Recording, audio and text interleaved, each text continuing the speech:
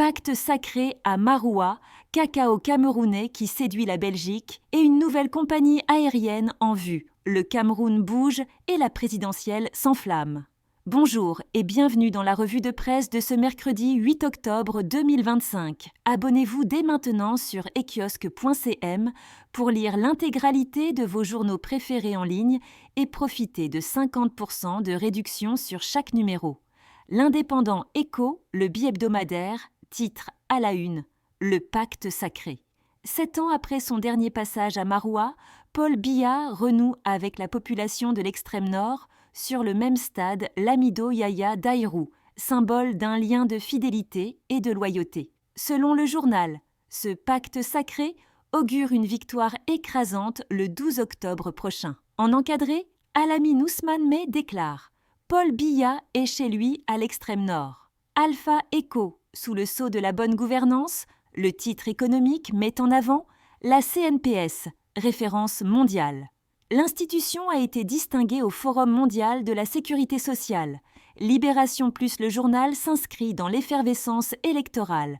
Le Noun prêt à plébisciter Paul Biya. Les responsables du RDPC promettent une victoire éclatante au chef de l'État. Econews.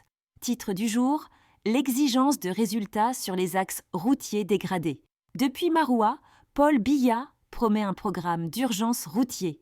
Mutation. Depuis Maroua, le président candidat détaille son projet de société, appelant à l'unité nationale. Le journal met aussi en avant Issa Chiroma, présenté comme le bon choix pour incarner la continuité. L'actualité, sous un angle social, un geste fort pour l'éducation dans le Noun.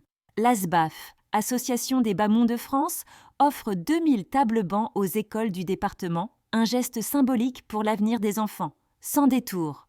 Sous le prisme économique, Nzana, quand le Cameroun séduit le plus grand chocolatier du monde.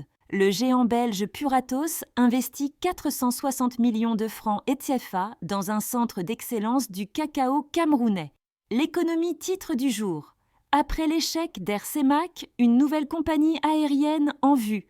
Objectif, renforcer la connectivité régionale avec l'appui de Singapore Airlines. Et dans la diaspora, Achidi Judith galvanise les soutiens pour Biya. En résumé, une presse unanime. La campagne présidentielle bat son plein. Et Paul Biya s'impose comme la figure centrale du débat. Merci d'avoir suivi cette revue de presse. Rendez-vous demain matin pour une nouvelle édition. Restez connectés sur Facebook, X, Instagram et LinkedIn pour ne rien manquer de l'actualité nationale.